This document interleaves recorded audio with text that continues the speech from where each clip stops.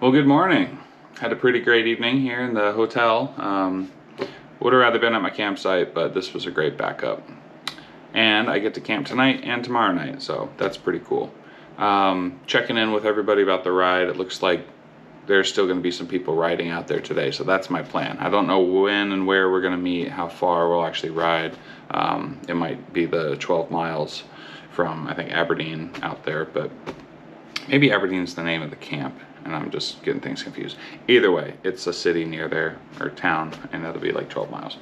Or we might still meet in Ann Arbor and do the 30 miles. We'll see. But looking outside the window, it's still pretty hazy out there. Smoky, I guess. It's not really, I guess, is hazy a material or the way something looks? Either way, there's smoke out the window.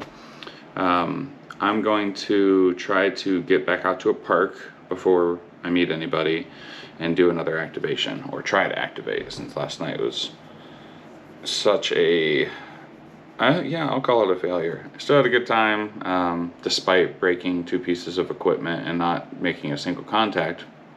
Either way, I'd like to improve on that a little bit today. So gonna try to get out to a park, set up, try to make some contacts. This morning, got some breakfast here from the hotel, and I'm catching up on the Tour de France highlights from yesterday, since I didn't actually watch it because I was traveling.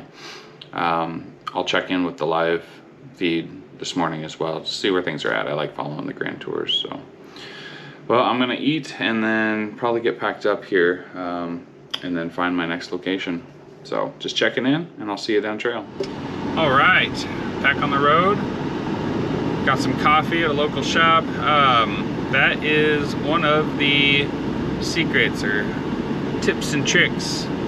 Just get black coffee. If there's a big line, or even if there's not, black coffee is the cheapest and the quickest. So you just fill it up, hand it to you, you're out the door. There was a huge line at this place, and walk in, ask for black coffee, $2, I'm out the door. I'm now heading up to, I saw there was a park nearby. It's a state game preserve, but it's on a lake. I don't think it's part of the same park system that I was at last night, but that's okay. It's another park that I haven't activated, so I'm gonna go check it out. I'll see you when we get there. All right, I think I found a pretty decent spot here. This is the Chelsea State Game Land is the name of the park. I think it'll work. It's nothing special, but there is a lake right here. It's like this is just kind of a kayak access point, something like that, little rowboat. A bunch of those flies are still around, but they seem to have forgotten about me for the moment, so hopefully that holds. For this, I don't think I'm going to use the mast, because then I have wires going everywhere. I think I'm going to use this tree here. Toss the throw line over it, and then pull up the center point of the mast, and then stretch them out along the side of the road here in case anyone else shows up. So I'm gonna try to make it quick. I want to get to Ann Arbor and kind of roll around there on the bike a little bit before figuring out where everybody's meeting up. So let's get to it.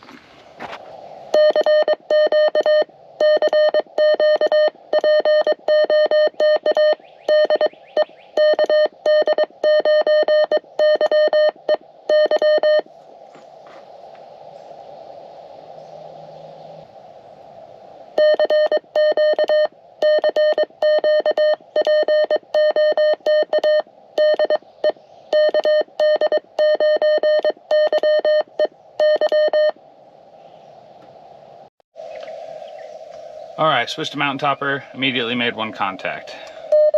We're gonna stick with the Mountain Topper. I'm gonna do more testing of this at home, but I'm gonna stick with the Mountain Topper for now. I'm getting bit by those flies now, not fun.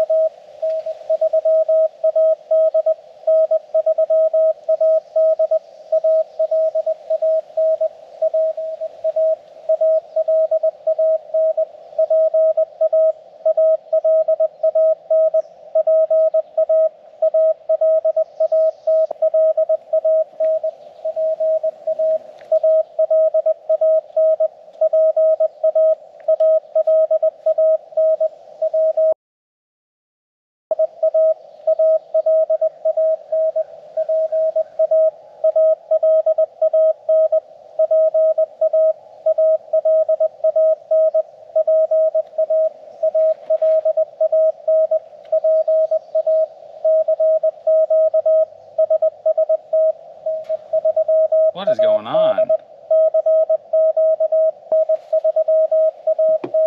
Well,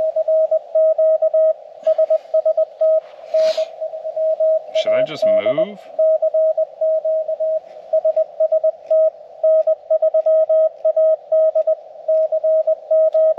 I guess so.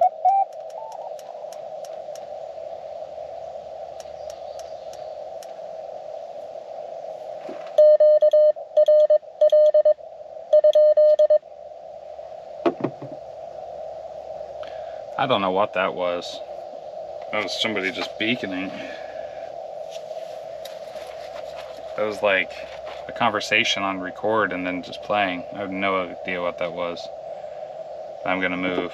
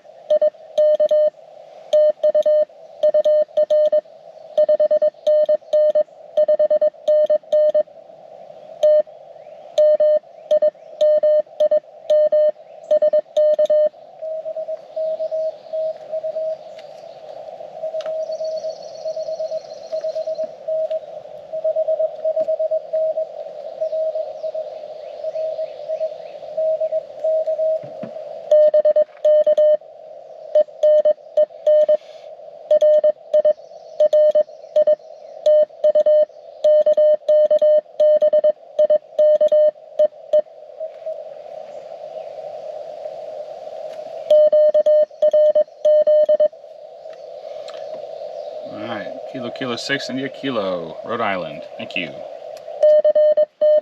At least I'm getting out. Proof of concept. Got 2, 8 to go. 9 to go. I'd like to get that extra.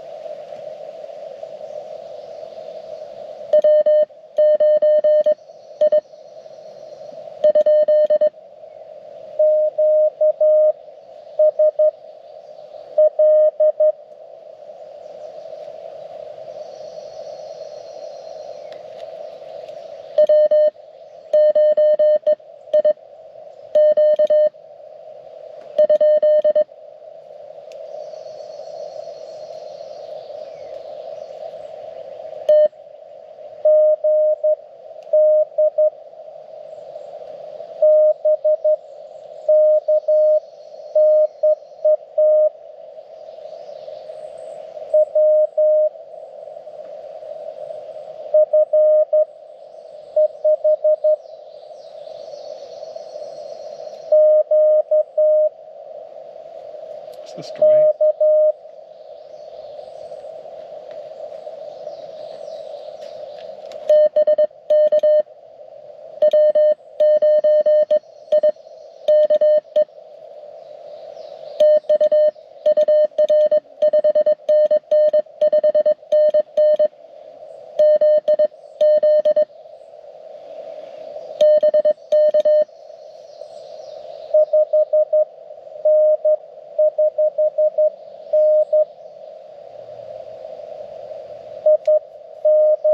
It's Dwight. Hi, Dwight.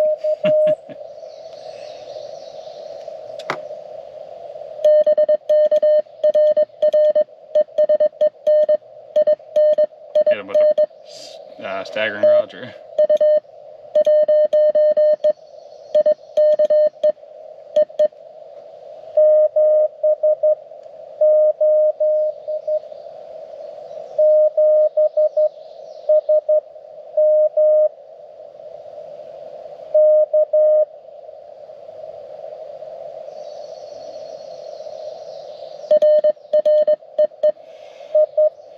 Okay. Thank you, Dwight.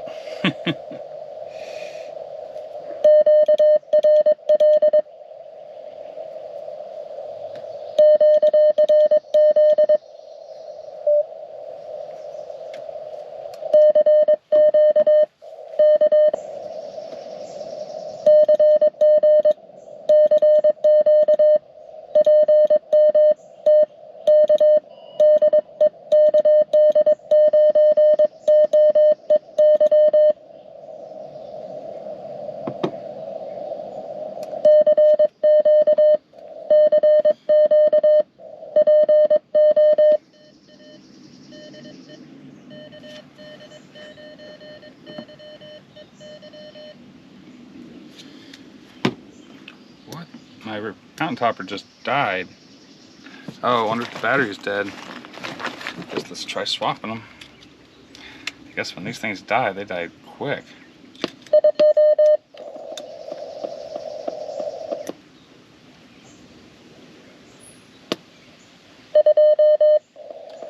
Okay, so that needs to be charged. We're still on frequency.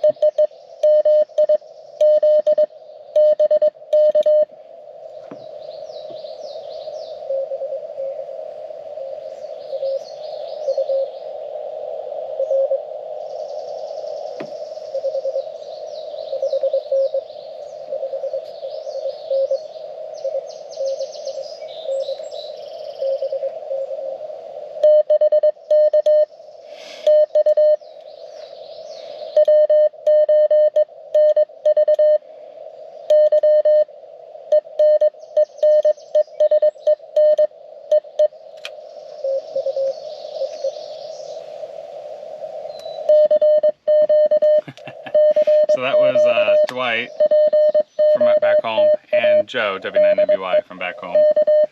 Awesome. Okay, something's going on with this radio. It keeps dying out.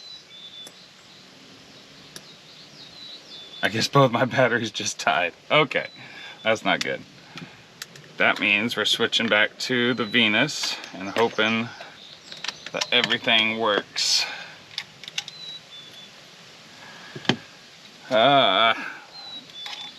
This is not good, but I guess this, now that I'm getting people, I guess this is a good moment to really test this thing out. Key here, power here, back online. 14035.8 is where I need to go. Oh, that's on memory, DFO. Oh God, what's this? Ow.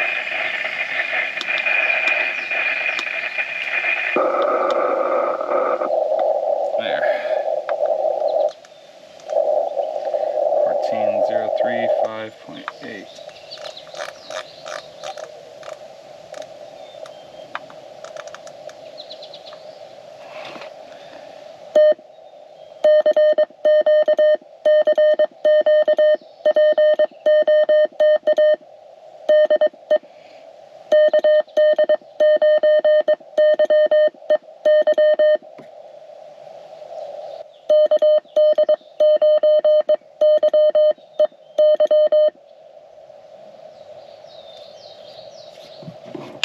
Man, bad timing. I guess my little 9 volts finally gave out.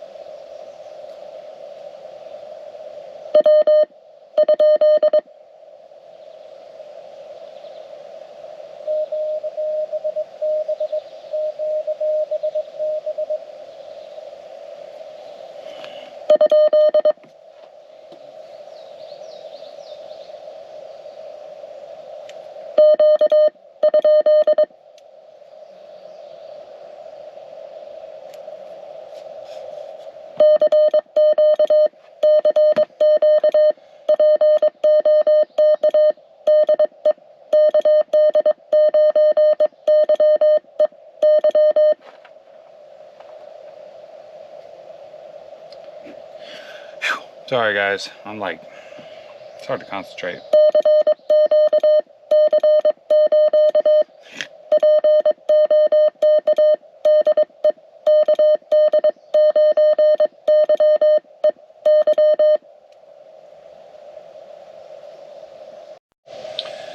All right, just got my 10th. Joe, W9NVY, switched over to 30. I was able to get him. I switched to 30 as well while the camera was off.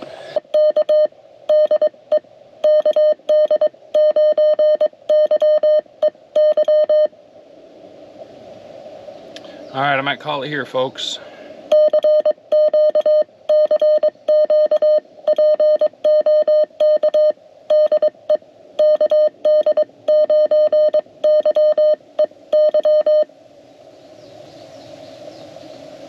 All right.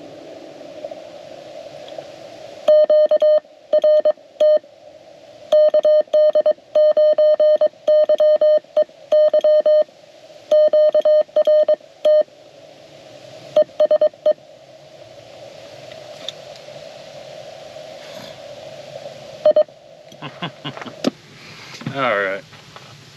We're gonna call that activated. Yay. And the Venus saved the day. It was the radio I wasn't sure about starting out.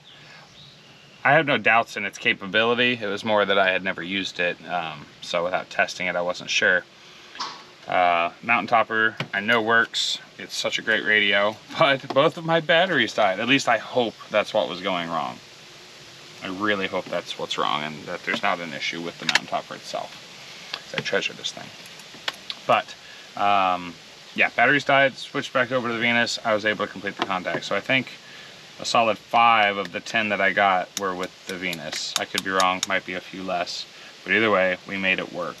Activated, or used, the 20-meter band and the 30-meter band. Got 2 contacts with 30 and the other 8 with 20. So I will take it.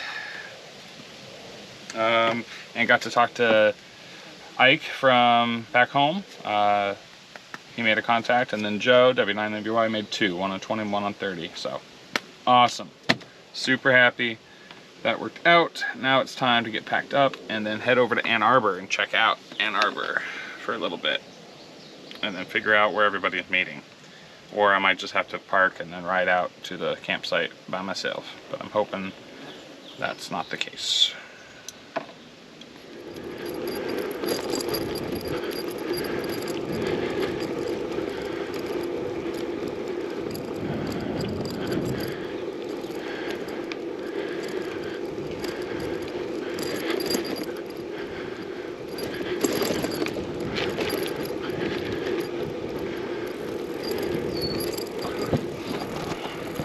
What's up, everybody?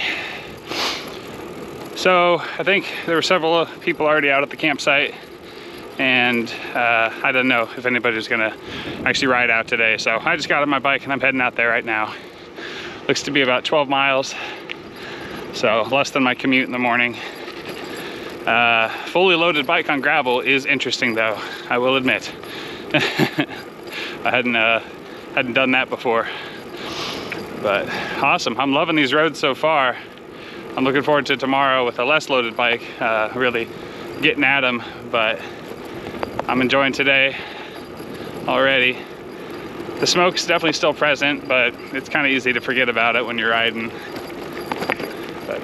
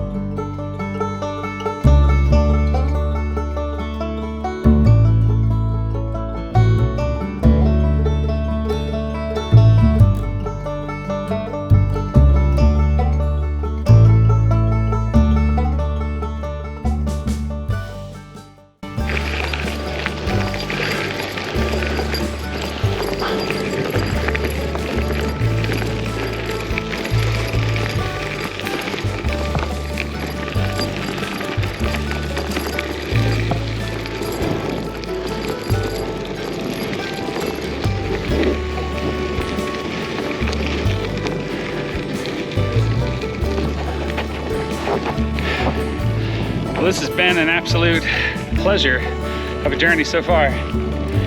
Definitely hard work. I am not used to gravel, so this is definitely putting me through the paces, but having a blast. Only a couple miles from the end at this point.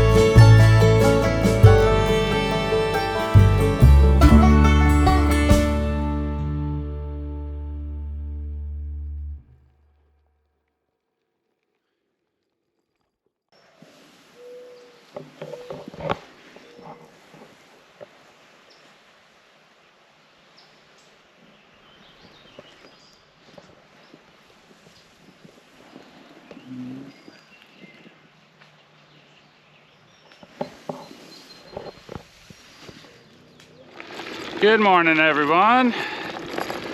I am officially heading back to my car. Broke camp this morning, and just throughout the whole weekend, the mosquitoes were unbearable there, like just the worst I've ever seen.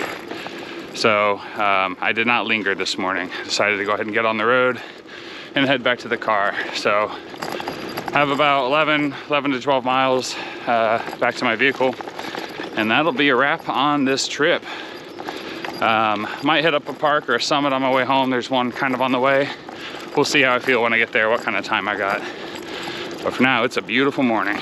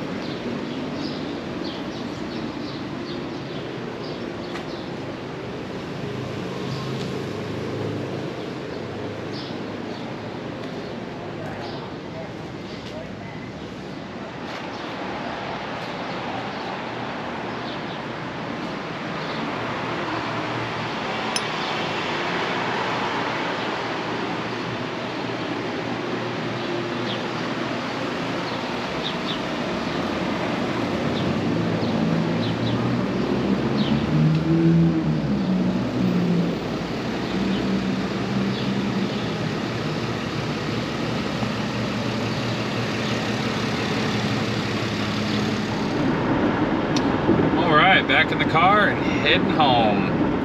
I am opting to not stop and do another park. Yeah, I'm just tired. I think I would just want to get home. I worry that I would be eaten alive by mosquitoes again. It may not be the case, but I don't know. I'm ready to go home. So I'm heading back.